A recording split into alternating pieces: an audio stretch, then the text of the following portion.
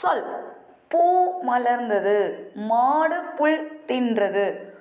ஓர் எழுத்து தனித்தோ பல எழுத்துக்கள் சேர்ந்தோ பொருள் தரும் வகையில் அமைவது சொல் ஆகும். இரு திணைகளையும் 5 பால்களையும் குறிக்கும். மூவகை இடங்களையும் குறிக்கும்.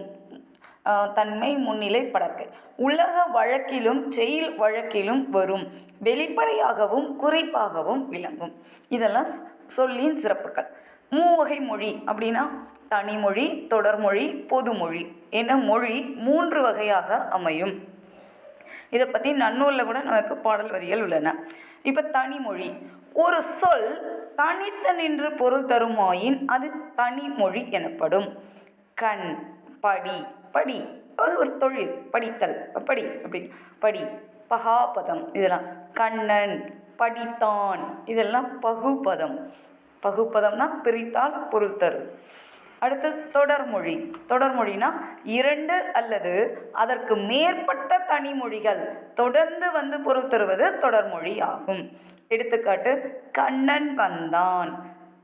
2 தனித்தனி மொழிகள் 2 சேர்ந்திருக்கு. கண்ணன் வந்தான். மலர் வீட்டுக்கு சென்றாள். இந்த மாதிரி 2 தனிமொழிகள் சேர்ந்து வருவது தொடர்மொழி. அடுத்து பொதுமொழி. ஒரு சொல் தனித்து நின்று ஒரு பொருளையும் அச்சொல்லை பிரிந்து நின்று வேறு பொருளையும் தந்து தனிமொழிக்கும் தொடர்மொழிக்கும் பொதுவாய் அமைவது பொதுமொழி எனப்படும். ஒரே சொல் தான், தனியாக இருந்து அதற்கு ஒரு பொருள், பிரிந்து வந்தால் அதற்கு வேறு பொருள், இவ்வாறு வருவது பொதுமொழி எனப்படும். எடுத்துக்காட்டு, 8. 8 ஒரு எண். 8 நம்ம போடுவோம்ல, 8. 8 என்பது தனிமொழியாக இருந்தால் ஒரு எண்ணை குறிக்கிறது.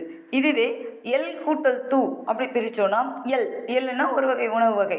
ஸோ எல்லை உன் அப்படின்னு அர்த்தத்தில் வரும். அடுத்து வேங்கை. வேங்கைனா ஒரு மரம், வேங்கை மரம்பாங்க.